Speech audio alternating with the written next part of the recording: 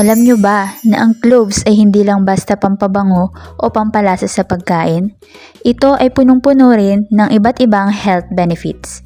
Una, ang cloves ay may mataas na antioxidant content na tumutulong labanan ang free radicals sa ating katawan.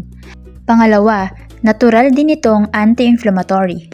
Pangatlo, alam mo ba na ang cloves ay kilala rin sa kakayahan nitong magpawala ng sakit sa ngipin? Kaya kung may toothache ka, kadalasang nire-recommend ang clove oil bilang natural remedy. Bukod dito, ang cloves ay nakakatulong din sa digestion at nagpapababa ng blood sugar level. Kaya naman, hindi lang ito basta spice. Ito ay isang natural na gamot na pwede nating idagdag sa ating araw-araw na buhay.